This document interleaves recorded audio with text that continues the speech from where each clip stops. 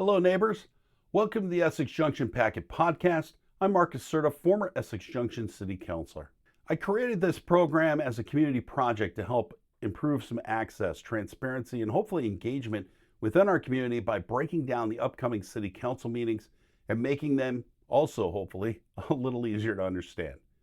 This podcast is not affiliated with, endorsed by, or approved by the City of Essex Junction or the City Council. And as always, look, this is intended to not replace going to meetings, reading the packet, or participating directly in local government. I encourage you to do all of it. Like taking advantage of public to be heard, which is at the beginning of every meeting.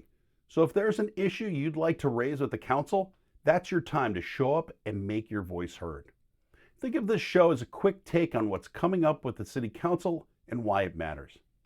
This week's agenda is a little lighter than some recent meetings, but one topic stands out from the rest: the future of Green Mountain Transit's number 4 bus service. Now, while the City Council won't be making the final decision, they will be discussing the latest developments surrounding a route that serves residents, students, workers, and paratransit users throughout Essex and Essex Junction. Let's start there. The biggest transportation conversation this week isn't about roads, sidewalks, or traffic. It's about whether GMT's Route 4 bus service survives. Councilors will receive an update on the route's status as Green Mountain Transit gets closer to a final decision on whether the service can continue. According to the packet, GMT continues to face significant funding gaps. Maintaining this route at the current service level would require roughly $112,000 of additional funding. Even a reduced service option would still leave a funding gap of about $58,000. A final decision is expected later this month. Now, this matters for more than just bus riders. One detail that stands out in the memo is that the paratransit service is tied directly to the fixed route. If the number 4 disappears, the associated paratransit service disappears as well. This impacts users along Route 15 from Five Corners through Essex Center, Sand Hill Road, Route 117, back into Essex Junction as the route starts its loop all over again through Essex Junction and Essex. It's an important distinction because we're not just talking about transportation choices, we're talking about access to transportation. Whether it's seniors, wheelchair users, residents with mobility challenges, the conversation becomes much bigger than whether a bus route exists for people just going to the outlets or going to work every day.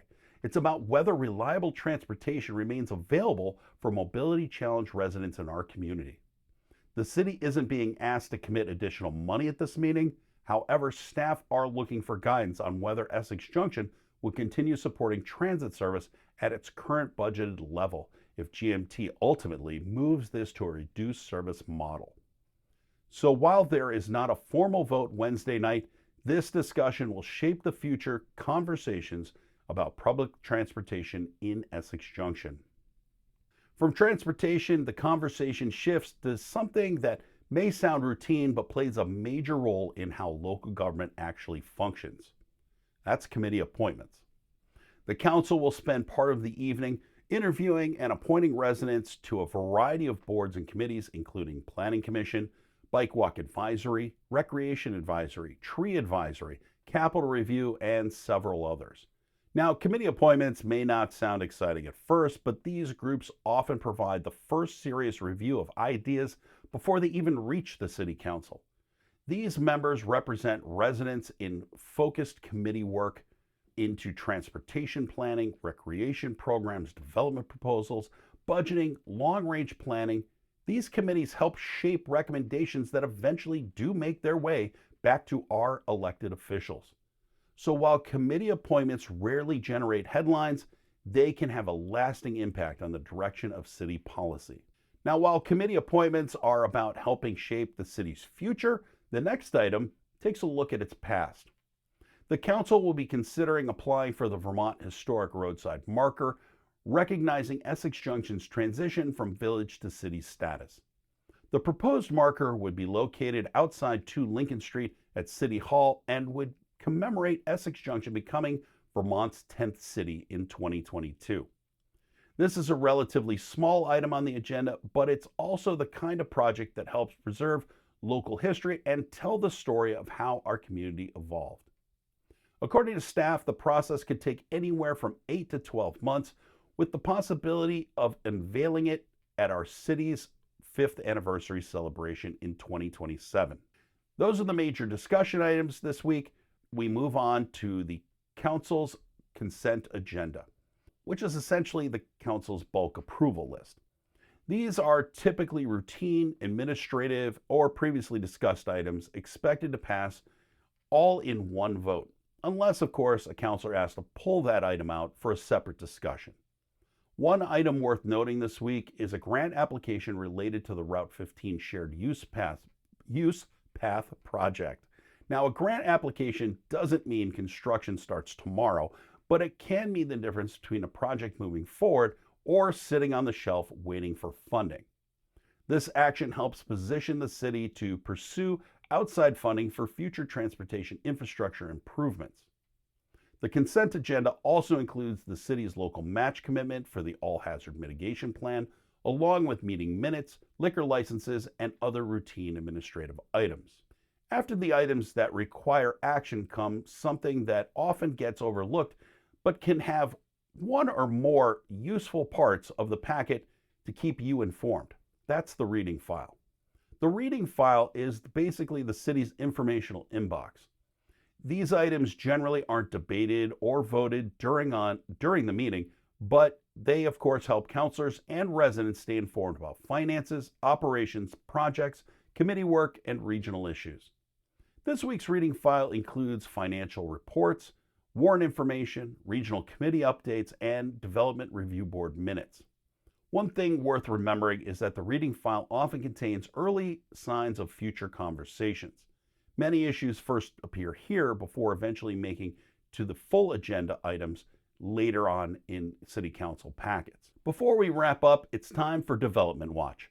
This is where we take a quick look at projects moving through the city's development review process. At the Development Review Board meeting on June 18th, the board will conduct a preliminary review of a proposed 7-lot residential subdivision at 11 Meadow Terrace. This is not a final approval. This is a preliminary review, and it's early steps of the board evaluating whether the proposal generally aligns with zoning requirements and development regulations before the project moves deeper into the review process. For nearby residents, this is likely to be the first public look at what future development on that property could look like. As the proposal moves through the review process, additional details will likely come before the board for future consideration. So that's going to do it for the preview of the June 10th Essex Junction City Council meeting. If any of these topics interest you, especially the future of GMT's number 4 transit service, attend the meeting or submit public comment, and it's always the best way to stay informed and, of course, be involved.